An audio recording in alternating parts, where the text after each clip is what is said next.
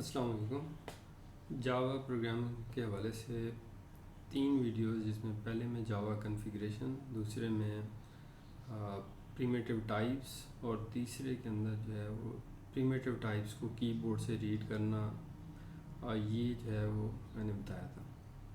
अब अगर कहीं पे आपको किसी स्टेटमेंट को यानी टेस्ट करना हो कि वो किसी वेरिएबल के अंदर वैल्यू एक सर्टेन वैल्यू से ज़्यादा है या कम है, तो उसके लिए कंडीशनल स्टेटमेंट्स यूज़ की जाती हैं। तो कंडीशनल स्टेटमेंट्स के लिए जावा के अंदर इफ़ स्टेटमेंट होती है, इसी तरह से इफ़ और एल्स यूज़ किया जाता है, और खाली इफ़ और एल्स यूज़ किया जाता है, और देन नेस्टेड इफ़ भी यूज़ किया जाता है। तो इफ़ का मतलब ये है कि इफ़ के आगे आप कोई ऐसी स्टेटमेंट लगा देते हैं जिसमें वो कंडीशन अगर ट्रू होगी तो वो ब्लॉक एग्जीक्यूट हो जाएगा, अगर नहीं होगी तो वो ब्लॉक एग्जीक्यूट नहीं होगा। तो इस क्लास को मैं कंट्रोल स्टेटमेंट्स डॉट जावा के नाम से सेव कर रहा हूँ। तो इसी क्लास में ये 2-3 कंडीशन चेक कर लेते हैं। तो फर्स्ट ऑफ ऑल ये है कि क्लास डिक्लेयर करेंगे, तो पब्लिक क्लास, और क्लास का नेम वही होगा जो कि इसके ऊपर लिखा हुआ है स्टेटमेंट्स। चूँकि पब्लिक क्लास है तो इसमें नाम यही यूज़ किया जाता है। Public static void main as always entry point program का।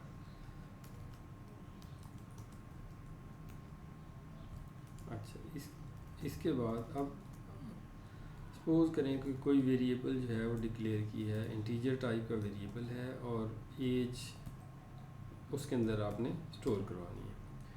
तो अगर यूज़र से इनपुट लेते हैं तो उसके लिए एक variable scanner import Java dot यूटिल dot scanner, ये जावा की क्लास यूज़ की जाती है इनपुट के लिए।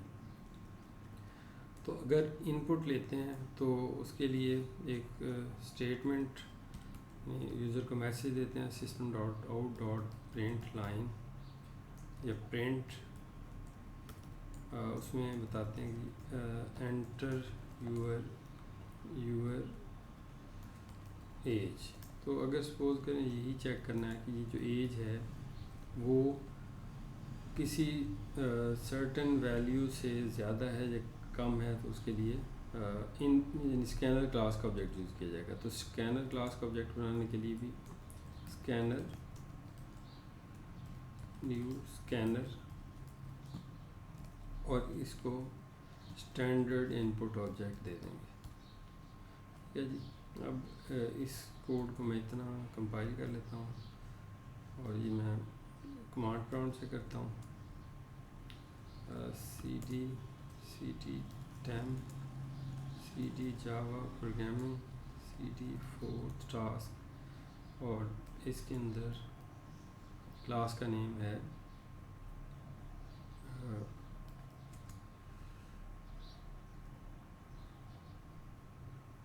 इसको दोबारा सेव करते हैं, शायद ये कहीं और सेव होगी। ये फाइल सेव एज,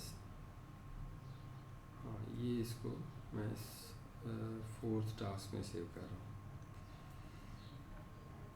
ठीक है, अब इसको कंपाइल करते हैं। तो कंपाइल के लिए जावा सी और क्लास का नेम जो भी इसमें फ़ाइल है, अब इसमें कोई एरर नहीं है। तो अब क्या है कि जब मैं इसको रन करूँगा तो रीडिंग के लिए अब एज के वेरिएबल को वैल्यू देनी है, रीड करनी है स्कैनर से। तो नेक्स्ट इंट, ये उसका एक फंक्शन कॉल करने का तरीका है। अब ये वैल्यू रीड करेगा। अब ये वैल्यू कीबोर्ड से एज के वेरिएबल में आ जाएगी। तो अब अगर इस वैल्यू को चेक करना है कि ये सपोज करें 18 से ज़्यादा है या नहीं है, तो उसके लिए इफ़ स्टेटमेंट यूज़ की जाती है। इफ़ इसके अंदर एज, ये वो वेरिएबल है जिसको चेक करना है, और इसके साथ कंडीशन लगा देता हूँ 18। अब अगर ये वाला ब्लॉक यानी कि ये कंडीशन सही होगी कि जो यूज़र ने वैल्यू एंटर की है वो 19 होगी, 20 होगी, तो ये कंडीशन ट्रू हो जाएगी। और इसके बाद जो है वो उसके बाद जो स्टेटमेंट आ रही है वो एग्जीक्यूट हो जाएगी। तो यूर एज इज़ अबव 18, ठीक है। तो अब इसको रन करते हैं।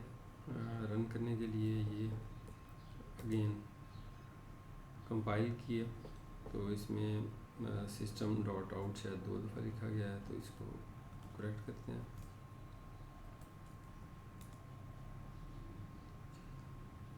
Okay, system dot out dot print line, तो प्रिंट लाइन में भी मिस्टेक है, प्रिंट लाइन।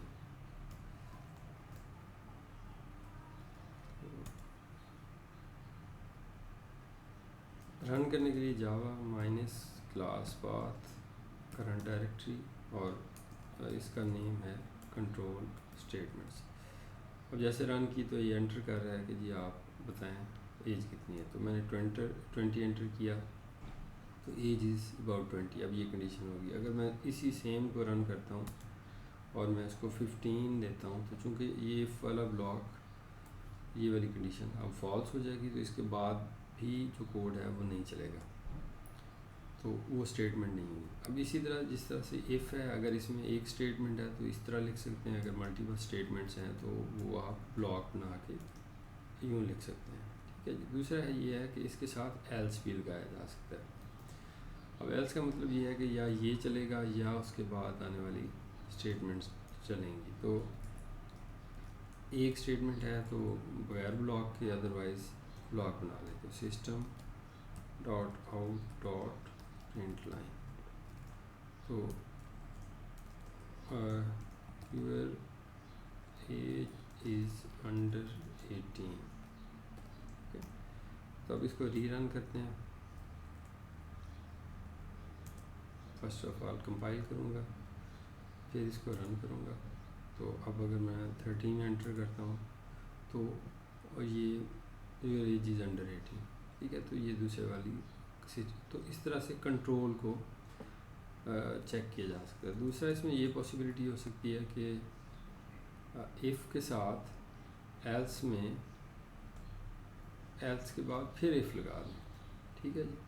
तो इस इफ़ में आप अगेन चेक कर सकते हैं कि एज अगर ग्रेटर दैन 15 है तो यूर एज इज़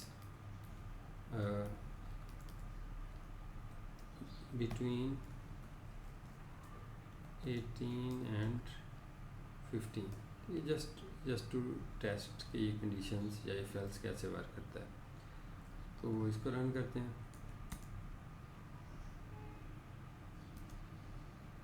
अगर मैं 14 एंटर करता हूँ तो ये वाली इंटरव्यू रेट, तो ये वाली कंडीशन जो है वो नहीं चली। तो if age is greater than 18 first condition हो गई, अब वो 18 नहीं है, दूसरी ग्रेटर दैन 15 है तो ये भी नहीं रन हुई।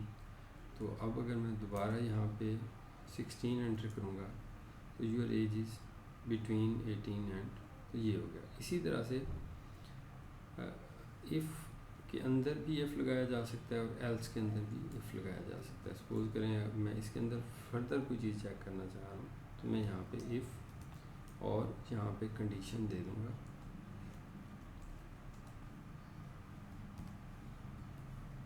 टेन है।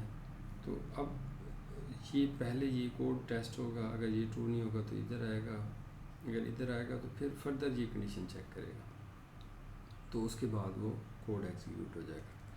तो ये है इफ़ एल्स, यानी एक पॉसिबिलिटी हो सकती है खाली इफ़ यूज़ कर लें, दूसरा हो सकता है इफ़ एल्स यूज़ कर लें, तीसरा हो सकता है इफ़ एल्स इफ़ यूज़ कर लें, और फोर्थ वन है कि नेस्टेड इफ़ यूज़ कर लें। अब नेस्टेड का मतलब ये है कि इफ़ वाले ब्लॉक के अंदर एक इफ़ या एल्स वाले ब्लॉक के अंदर एक इफ़ यूज़ कर लें। तो इस तरह से ये कंडीशंस चेक की जा सकती हैं।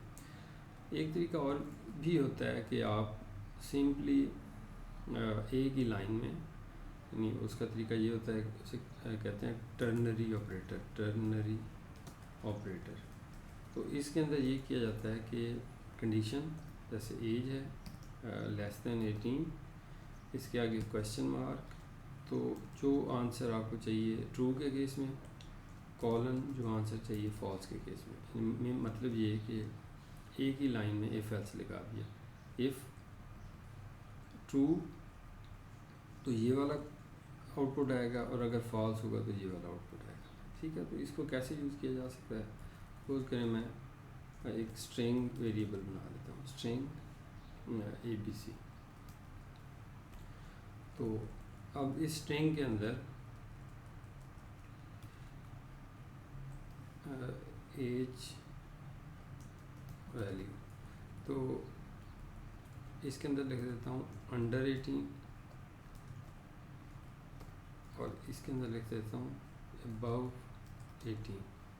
तो अब ये इफ एल्स जो है वो एक सिंगल स्टेटमेंट में चल रहा है। तो अगर ऊपर वाला कोड इसको कमेंट कर दें तो ये कोड जो है वो इस तरह से कमेंट किया जा सकता है। अगर मल्टीपल लाइन हो तो ये स्टार्टिंग ब्लॉक हो गया और ये एंडिंग ब्लॉक है, तो ये कोड कमेंट हो गया। तो अब मैं इसको रन करता हूँ और ये वाली वैल्यू जो है इसको मैं प्रिंट करा देता हूँ, system dot out dot print line.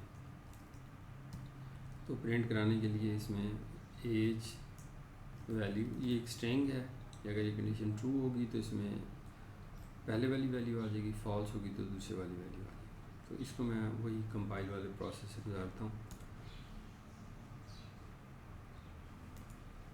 Value 20, इसको एंटर किया above 80।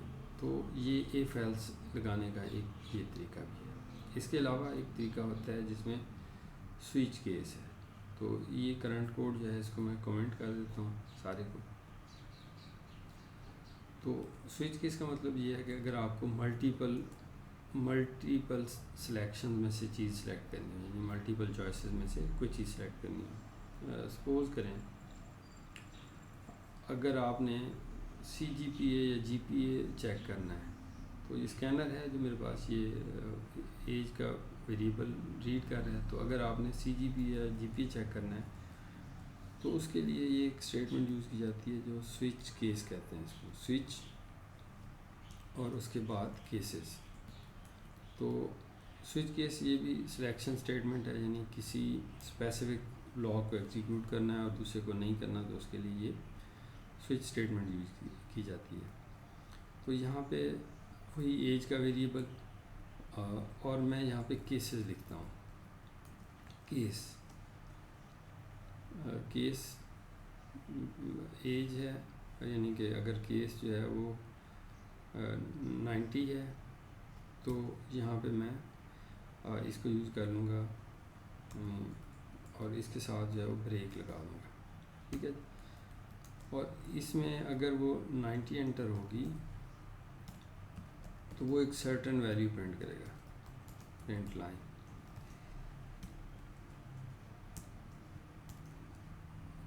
The value entered is 90। ठीक है, इस स्पेसिफिक केस में अगर इसको रन करते हैं तो ये इस ब्लॉक को एग्जीक्यूट करेगा। अगर ये इस एज के अंदर ये 90 वैल्यू होगी तो ये चलेगा, अदरवाइज़ ये तो उसके से एग्ज़िट कर जाएगा। तो मैं इसको रीकम्पाइल और रीरन करता हूँ। तो यहाँ पे अगर मैं 90 एंटर करता हूँ तो ये द वैल्यू एंटर इज 90। अब इसी तरह से दूसरा केस हो सकता है। अब दूसरा केस क्या है, केस 80। तो अब इसके बाद भी ये ब्रेक स्टेटमेंट ऐड करेंगे कि ये वाला जो ब्लॉक है ये इस तरह से ब्रेक हो सकता है। तो इस केस में अब यहाँ पे मैं इसको 80 बता देता हूँ। तो बाज़ का आपको कोई मेन्यू बनाना होता है जिसमें डिफरेंट ऑप्शन दे रहे होते हैं, जैसे press 1 to execute something, press 2, then press E to exit। तो अब अगर मैं इसमें 80 एंटर करूँगा तो ये अकॉर्डिंगली काम करेगा। ठीक है, तो इसमें 80 वाला ब्लॉक चल जाएगा। अच्छा, अब इसमें ये हुआ कि इसमें एरर आ गया, main class statement. Okay, class का नेम जो है इधर गलत लिखा गया, तो 80 होगा तो ये 80 वाली स्टेटमेंट, ठीक है। इसमें एक डिफ़ॉल्ट होता है। डिफ़ॉल्ट का मतलब ये होता है कि अगर जो वैल्यू एंटर हुई है तो ऊपर वाले सारे स्विच केसेस से डिफरेंट है, ठीक है। ये पॉसिबिलिटी हो सकती है कि आप कहते हैं कि जी ये जो वैल्यू है वो इनकरेक्ट वैल्यू है, तो you entered an incorrect value, तो अब इसको अगर कोई और इसके अलावा वैल्यू एंटर करेंगे जो कि ये मैं कंपाइल किया, रन किया, तो अगर मैं 70 एंटर करता हूँ तो देन वो इसको इनकरेक्ट वैल्यू कंसीडर करेगा। तो ये एक स्विच केस है, इसमें बहुत सारी चीज़ें जो हैं वो आप वो कर सकते हैं, यूज़ कर सकते हैं।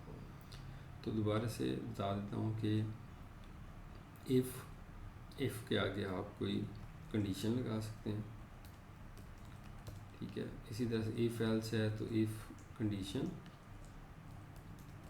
Less than greater than, less than equal to, greater than equal to, ये सारी उसमें पॉसिबिलिटीज़ हो सकती हैं, ठीक है।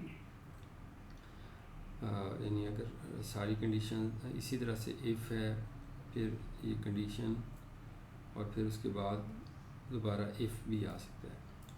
तो जो कंडीशन हैं उसमें लेस दैन का मतलब ये है कि जो लेफ़्ट साइड पे आ रही है वो राइट साइड से स्मॉलर है। लेस दैन इक्वल टू होता है अगर आपने उसको इंक्लूड करना है। इसी तरह से ग्रेटर दैन है और then greater than equal to है, इक्वल टू है और नॉट इक्वल टू है। तो ये डिफरेंट पॉसिबिलिटीज़ हैं न्यूमेरिक कंपैरिजन के लिए, यानी एक सर्टेन वैल्यू दूसरी वैल्यू से स्मॉल है, इक्वल है, ग्रेटर है और नॉट इक्वल है, ठीक है। लेस दैन इक्वल टू या खाली लेस दैन,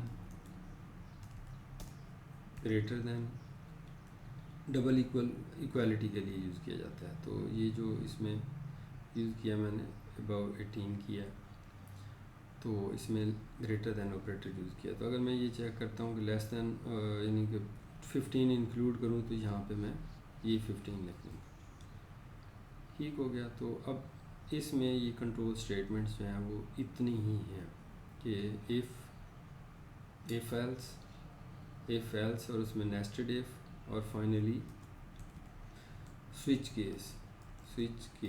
अब स्विच केस वाली एग्जांपल जो है या उसका कोड मैंने यहाँ पे लिखा था कि स्विच लिखें, जिस वेरिएबल को चेक करना है उसको लिखें, देन उसका ब्लॉक बनाएं और उसको 1 बाय 1 टेस्ट करते जाएं। अब केसेस जितने, यानी अगर इफ़ एल्स में ऐसा काम कर रहे हैं जिसमें मल्टीपल सिलेक्शन हैं तो बहुत ज़्यादा वो इफ़ एल्स नेस्टिंग करनी पड़ेगी, तो उस केस में ये वाली सिचुएशन जो है वो बेहतर है, ठीक है जी। फ़िलहाल इसमें आज के लिए इतना ही है, तो फिर इंशाल्लाह नेक्स्ट है उसमें मैं आपको कुछ लूप्स और आइट्रेशन के बारे में बताऊंगा।